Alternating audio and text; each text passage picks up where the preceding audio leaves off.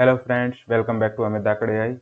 Have you ever tried to speed up your program using the thread and it make absolute no difference? You added thread, you run the code and it was just slow as before. You are not crazy, your code was not broken. The problem was something called GIL, Global Interpreter Law. Okay.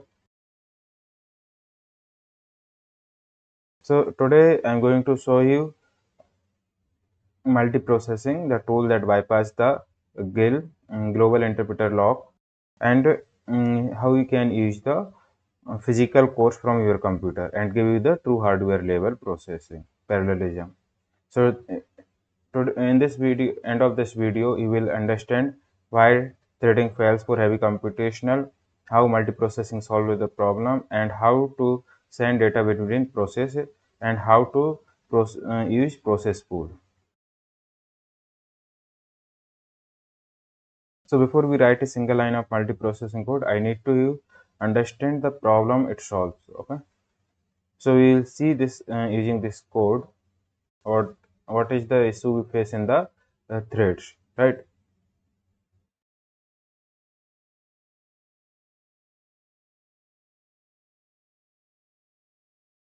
So I will create here Python file.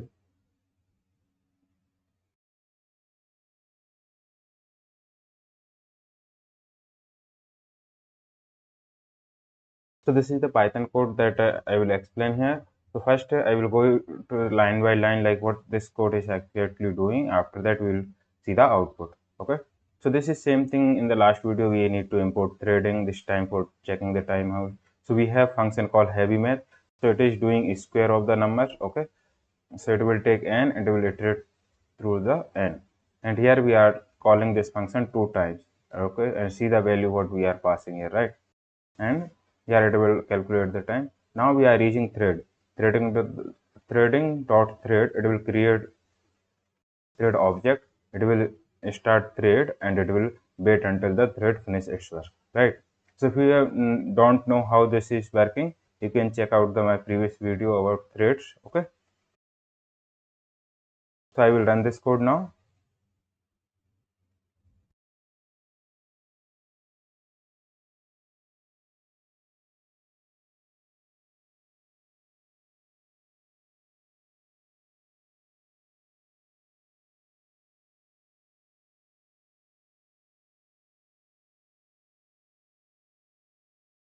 Okay. So we will save this file and we will run again. So it took sequential is 2.33 seconds and thread also 23 seconds. So you can see it's almost identical, right? If we are using thread and if we are not using thread, like we are using for loops, both are the same. So what is the like we try to speed up our program using threading, but it is still not fast as we things, right? So what is the problem? How we can solve this? So the answer is multiprocessing. So what is multiprocessing then?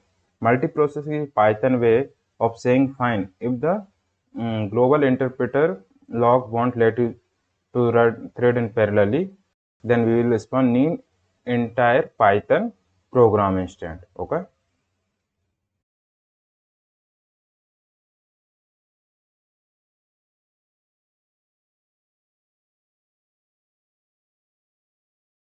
So here we will spawn new Python program instead. So what is like thread? Thread you can think as a one kitchen with multiple chefs.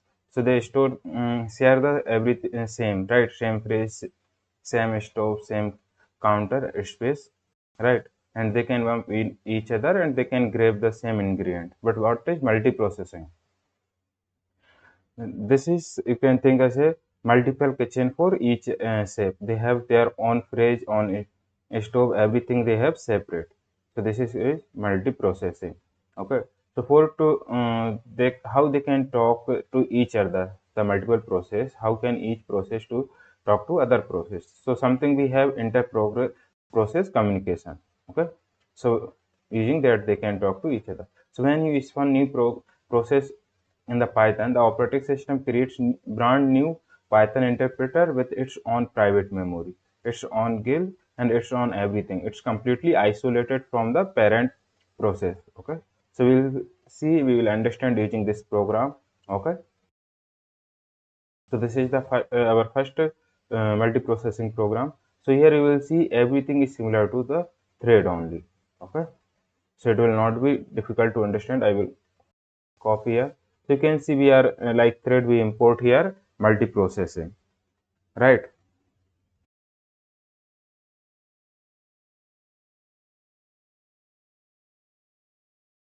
So we imported multiprocessing, time and import. We have same function heavy math here.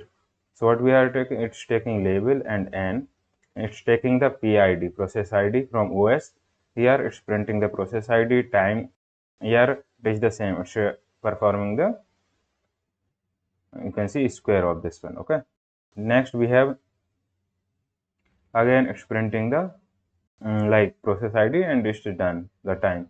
Next we have if underscore main equals to main. So this what is why we are using this I will explain in the later. So we are printing the process ID for parent. Here you can see we are creating multiprocessing dot process.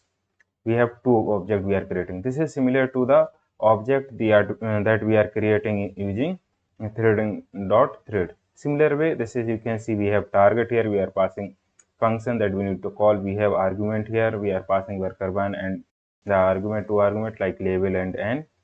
Similarly, this is everything is same. Only thing is like we are having multiprocessing here. Here we are using threading, right? The same start time. After that, you can see the next step also is same, like how we can start the processing. This is similar to how we start the threading. So we started the both process P1 and P2, and after that P1 P2 dot join. It will be same like threading was waiting for to finish the right the work. So same the processing also waiting to finish all the work. After that it's printing the time. So we'll run this one and we'll see what output we'll get here. Okay.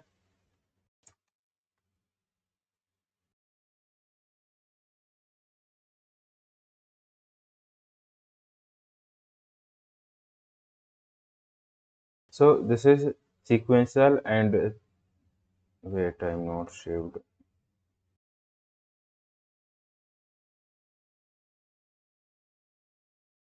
So here you can see we have process ID and 321 done, 40 this one also done. Okay. So here you can see this is the main process ID 48072 and the it's starting. Wait a second. Yeah. So this we have main process ID 48027 and this is worker one ID 40482 and this is worker. You can see each process has separate ID. It means each progress is different, not same. So they have their own memory, on space to work on. Okay. So there you can see the first process worker 2 and worker 1, they are taking 1.46 and 1.5 second to compute the work.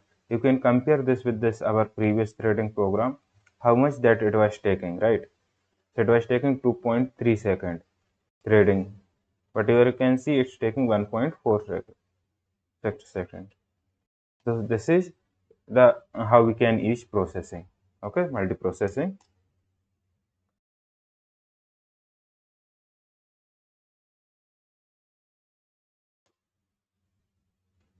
So this I already explained. This is create the process and this is start the process and it will wait until it will join, right?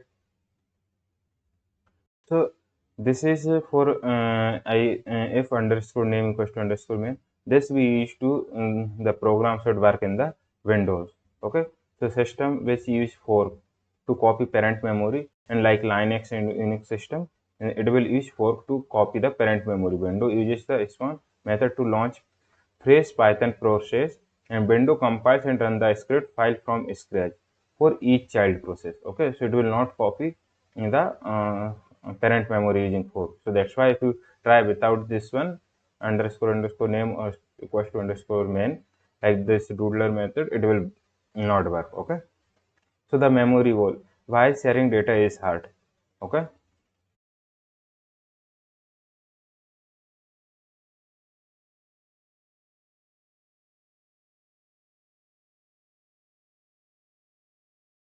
So you so we here in this program we are not sharing memory. We have a separate data that we are passing. So we can share memory in the thread, right? So how we can share memory in the process? So first we will see this program, okay?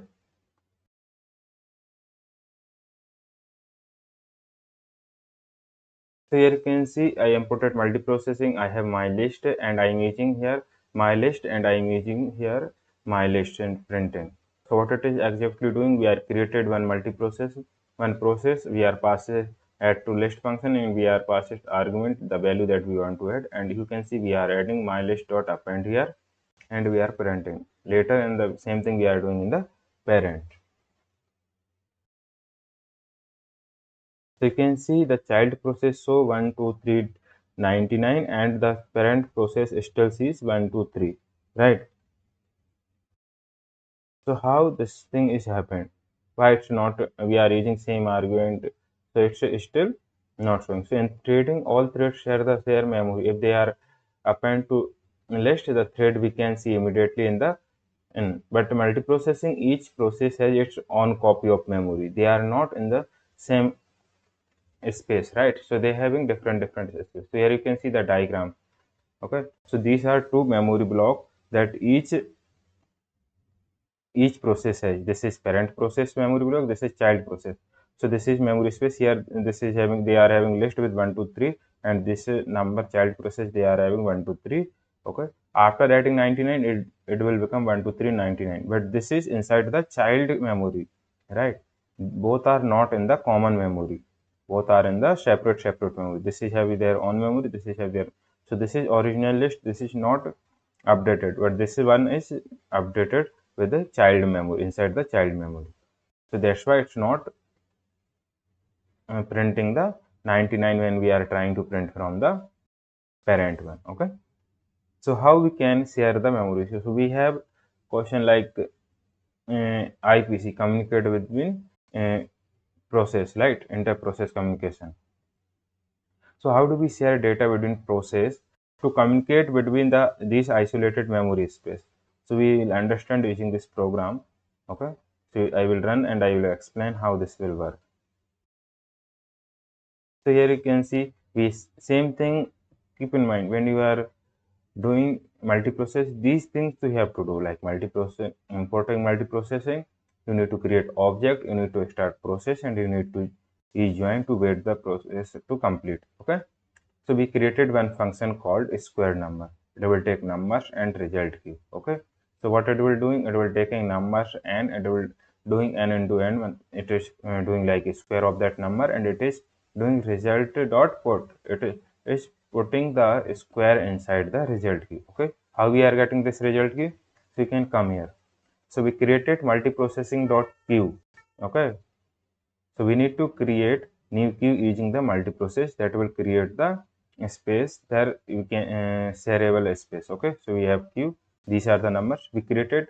Multiprocessing dot process target our function and argument numbers and the queue that we want to share. Here you can see result. So we will check file not queue.empty.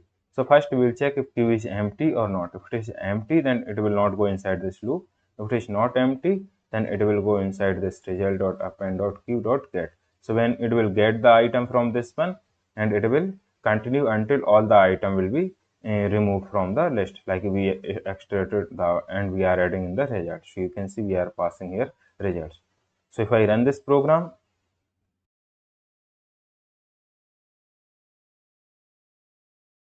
so you can see here we have here child result send the queue and parent received the number. So here you can see we are passing 2, 4, 6, 8, 10. But what we are getting, we are getting square of these numbers. Okay, 4, 16, 36, 64, 100. This is how we share the data between process. So we created the queue and we are passing that queue to the square function. Okay, the process.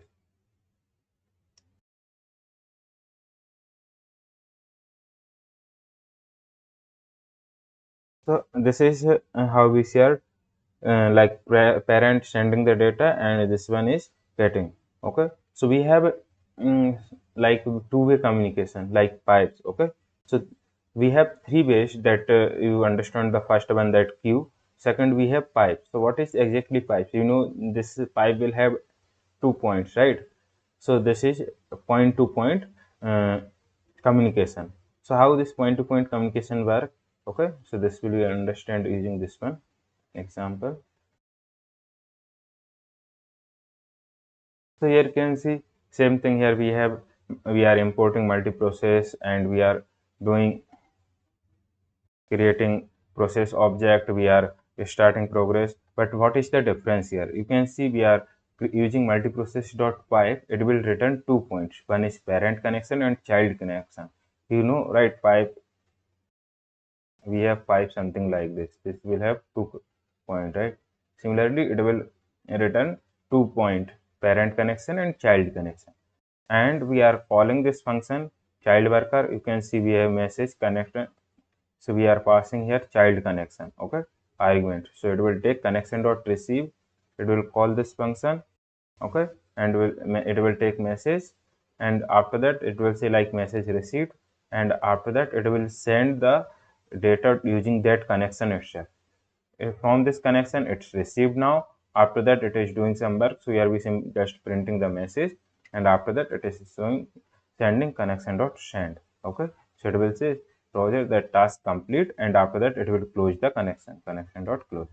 Here we are taking p process. It will, this is the object here. It is not exactly executing like it's not started it. It's just created the process.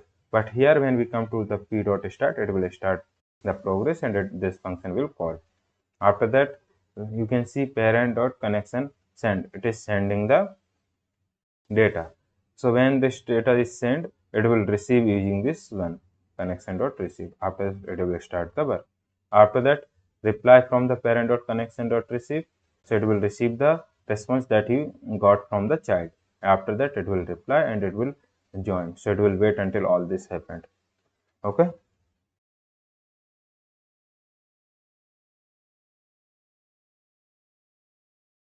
So if I run this program,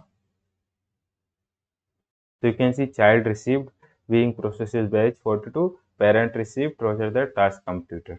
So this is the pipe, multiprocessing pipe that is used for two-way communication, point-to-point communication, right? So parent is also sending data and child also is sending data. When parent sent, child received, and when child sent, parent received. Okay. We have something called raw memory sharing. Okay. So if you are requiring high speed across the numeric shared state without passing them back to the and forth through the queue or pipes, you can utilize share memory mechanism, value or and array. Okay, so something, this is the third type that we use for communicate between progress processes.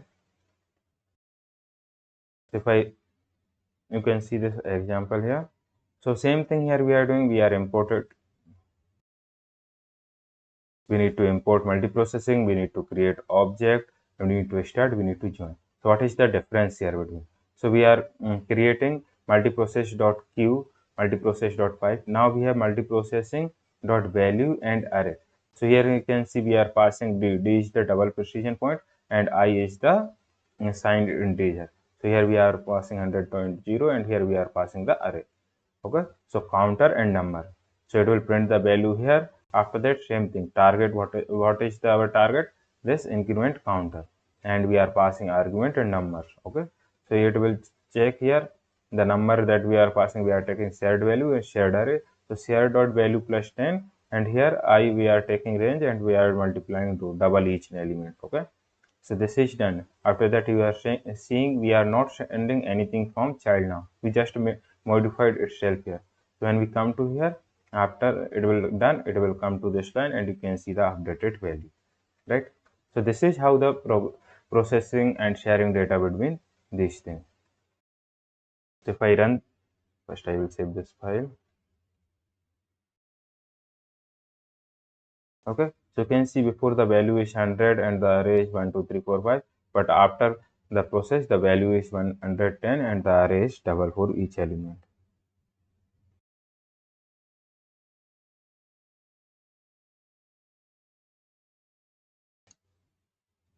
So this is how we use the IPC, like inter-process communication, to communicate between each process. Okay. Next, we have something called manager. So like currently, we used value and array. This only supports C type of stuff. But in the Python, we have list, tuples, dictionary, right? So each that we need to use the multiprocessing dot manager. So the manager start a central server process that coordinate local proxies inside the process. So what it means that we understand same like how we can use dictionaries, list, okay. So this is also similar. Instead of value and array, we have something called manager. So we have processing dot manager, okay. So we have multiprocessing. We have worker here. It will take shared dictionary, shared list. It will update some data. And here we have D that we are taking from manager.dict and manager.list. We got dictionary and we have got list here. So target worker, we are passing dictionary and list to that worker. Okay. So we start join. So what worker is doing? Worker is changing the status. Here we have status pending, right? So it is changing the status to complete, and it is doing worker done equals to 1. After that, it is printing task finished successfully, right? But after that, we are printing the data, list D and list I, using this one. Okay, so this is how we share data using list and dictionary in the processes. So you need to use the multiprocessing dot manager. Okay, so if I run this program, you can see the status completed and worker done 1 and task finished successfully. Okay, so this is how you can use dictionary, list and any other Python data types inside multiprocessing. Okay, so you understood how we can create a process, how we can share data within process using queue, pipe and raw data. Okay, so in raw data we have for normal like value and array, we use value and array, but for dictionary, list, we use the manager. So till now you got everything right. If you have any doubt, you can ask in the comment section. After that, we have something called parallelism. Okay. So how this will work? Like we have a pool, right? So you created similar to thread, right? If we have 50 tasks and we assign to each worker, so that there also we have something called pool, okay, for to handle the thread. So here also we have similarly pool for multiprocessing. So this also handle like fixed number of teams instead of creating like we have 100 workers.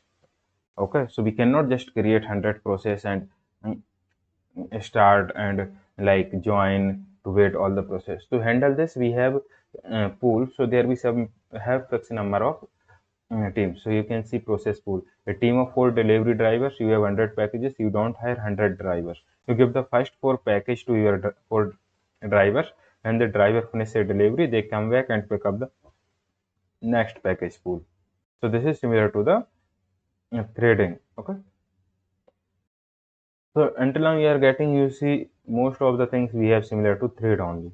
Okay. Only thing is that it should have their own separate space, separate memory, and how we can share the data between process using queue, pipe, and raw data. Okay. So this is we have something called compute factorial here function. Okay, we have large number of data. Here we are passing time computational. Here sequential digit, and we are passing multiprocessing dot pool. Okay, here you can see pool dot map come to factorial. So it will fetch the pool and it will call like how much data we have and time. And if I run this one,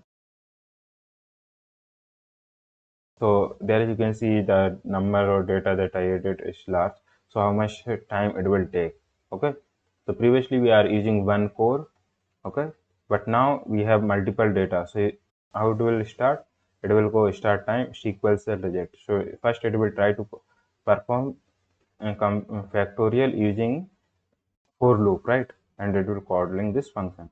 After that, we are having pool here.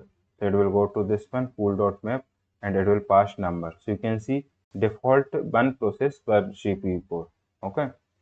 So you can see the sequential is took 30.97, like almost 31 seconds to calculate the factorial. But you can see the multiprocessing, how much time it took? 9.6 seconds. So around 10 seconds. So you can see it's like almost 3x faster compared to the sequential. So this is what is the use of the multiprocessing using the separate process. So this thing you are getting, see, I added large number of data here. But what happened if you try this one, if you pass the small number of data here, it will not work. So you think the process will taking time compared to the sequencer, because you know the how sequential is work. This is simply just when we are started function start calculating the factorial. Okay, but when you come to the here, first it will create the multiprocessing pool. It will try to get the pool like process from this one from this pool, and it will pass the data to that process like function and the number that it is needed to perform. Okay, so this will also take some time, right? Some millisecond, still it take time. So when you pass the small number of data, maybe it will the sequence will be faster. Okay, so that's why I added it here large number of data, so you can see the difference how much fast this is. Okay,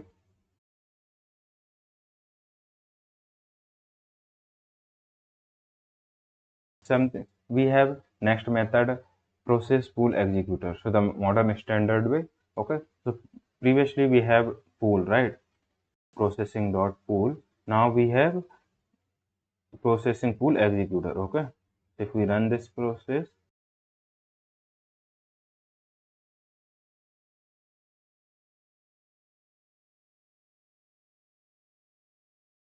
so here, so we need to use the executor process pool executor from concurrent dot features, import process pool executor as and as complete. Okay, time we have same compute factorial. Okay, so it will compute the factorial, it will return the length of that result. Okay, so same thing, we are creating main here process. So now we need to check like with the process pool executor as executor. So what is feature here, executor dot submit, it will pass the data for this one each. You can see we are taking 4 and in numbers it will take that and it will pass that to the factorial here. See here it will check for feature in as completed feature, so it will wait and it will check it's completed or not. So you can see as complete each feature as they finish, not in submission order. Okay, so you can see we have an order here, digital, you can do feature dot result, it's taking the result. Okay, so if I run this one,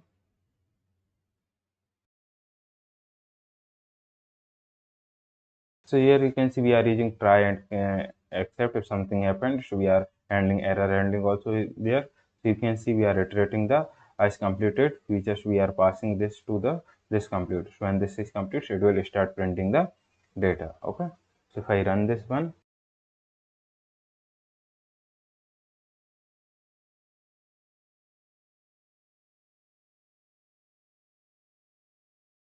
see, it's not printing at once. It's not waiting. When you start passing the data and it's completed, it start printing the. So you need to think that the data that you are passing in the order same order you will get the uh, response. Okay, and you can see the receipt is the same thing like receipt for a depending result. So what is the features? Okay, so feature is a receipt that we get from the executor, like if you purchase something you will get a receipt, right? Similarly, so after that it will wait until the data is complete. So after it's complete, it will fetch data the future from the features. Okay, so this is how work the process pool executor.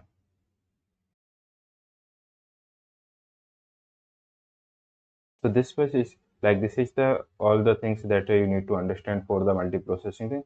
Now last thing we have something called log, coordinating process log. So you think like why we need log in the multiprocessing, because if each process has have their own what you can say on space like on memory, everything they have separate. So why we need to log the process, right? So that is correct. They have their own process, own memory, own variables, everything for each separate child, each process. But you can see when we print data on the console or when we read file or we write any files, that time we need for log. So like if we are printing anything on the console. That time that data you are printing, that may be not in the order, like you printed something, the process A is printing first, now the process B is also coming, so all the data will get mixed. Okay, so that's why we also need lock in the process. So we'll understand this using this program, so we'll understand like what exactly I mean here.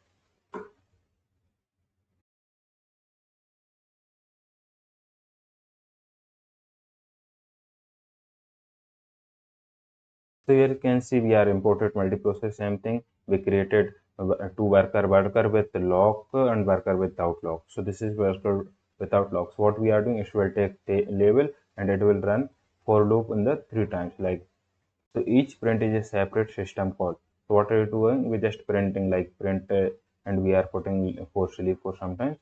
Next we have worker with lock. So with lock we are passing lock here, right? So lock, it will print the data. So same thing, we created two process object here, process P1 and P2. Okay, so we are passing worker with lock and worker without lock. Here you can see we are passing without lock here first, A and B, two process we created, worker without lock. Now two process we created worker with lock. So you can see worker with lock argument A and B. Okay, so lock also we are passing. You can see P1 start, P2 start, and P2 P1 P2 join. Next we have P3 P4 start and same. So this is the common, you can say like template kind of thing. So when you create process or you can create thread, so only you need to follow three things. First you need to create object, that is thread object or process object. After that you need to start the thread or process using the dot start function. Next you have join. So join we use to wait until the function thread or process is complete, right? So this is the three things you need to remember. Next, if I run this one, okay, so you can see this is without lock. Okay, you can see a starting important operation. A starting important operation. It is printing 2 times, right? Next, it is printing operation complete. Operation complete. Third again is printing start import starting operation. You can see here it is for first process B, process A, process A, process B, process B. Okay, so this is confusion. Here you can see process A, process A, process B. But when you go to the with log, so you can see process A started operation, process A operation complete, process B start importing operation, process B operation complete, process A starting, process A complete. So you can see it's starting, it's completing, starting, it's completing. Okay, you know which process is starting, which process is not. So here you can see it's confusing. First it started, okay, again it's starting the process. Okay, so this is the confusion. So that's why we need log for proper data if you want to add this in log, right? So it will be confusion. So how you can read, write files for that, you need to understand and you need to use log. So with the log, each process complete its full print block before the other one start. Okay, clean and predictable. Same bathroom key log. If you are not checked the previous video related to thread, so that is saying like if you have bathroom, right? So there is a key, you take that key and you go to the bathroom. Someone came, there is a no key, right? So it means you can that other person cannot go. So that is the similar way here. Like if it will go to there and it will check in the lock if someone is there or not. If someone is there, it will wait outside that lock. Okay, like this one. So it will check lock. If someone is there inside, then other person will other process wait outside. When it will continuously wait check for this one, and if this first person will done, it will release the lock, and the second person check and it will go, right? Next we have some common mistakes here. So like you need to use this if underscore underscore name if you are running this program in Windows, because that fork that I showed you previously, it will not work in the Windows, because that is the Unix or Linux system or Mac, you can say. So this will crash your computer with a fork bomb. Same thing, global variable and shared variable. You need to understand like directly you can not just create global variable and you can use in the process. You need to use uh, queue, pipe, and route process that you can share the data. Okay, so you can swanning too many process, like you are creating thousands of process on 4 core machine will cause extremely context switch overhead. Okay, so for that, instead of creating thousand process, just use process pool. Okay, same for multiprocessing. This input output won't work. Downloading files or each threads or async process are too heavy and the wasted RAM for simple waiting tasks. Okay, passing unpickable objects to send data through queue or pipe. Python must serialize its pickle it. You cannot send open file handles database connection to active sockets between process. What is pickle? Pickle is something that you will understand later when you start machine learning. That is serialized object that you can share. Okay. So the concurrency blueprints you can check the comparison here. Okay. Next I will go to the simulator. So you can see I have sequential execution, multi-thread bottle execution, and multi-processing. So first I will show you the sequential execution. So we have 4 worker here. Okay. So if I run this test, so you can see worker 1 is completing. After that only worker 2 will start. Okay. After that worker 3 and worker 4. So we have, so you can see it's going in the sequential order.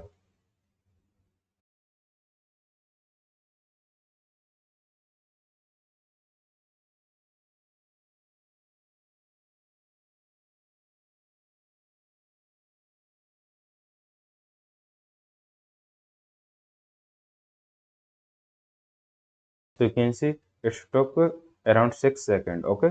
Each worker is completing. After that only other worker is starting. Okay.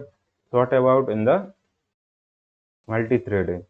So if I run this one, how it will work? How multi-threading work? Multi-threading will start first worker for it to wait some time, then start the, if the first worker is need time, like it's fetching data from network or calling API or any other connecting to database. So at that time the thread will give the work to the second worker. Okay, so second worker will start. So this is how the thread will work. Okay, so it will, you can see 4 are going in equal, like first is passing to each at the data, so it will you are looking, it's working like simultaneously, but still it is not parallel. Okay, these are going one and switching between each worker. So if it go, so how much time it will take? It will also take around 6 seconds only, same as the sequencer. So you can see it took the 6 seconds. Next we have multiprocessing, right? So how multiprocessing work?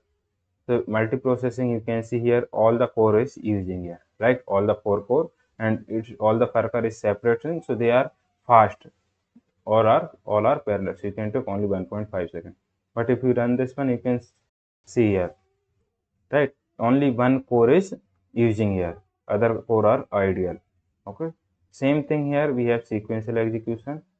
If I run this one, you can see one core only is using this one, right? Other 3 are ideal.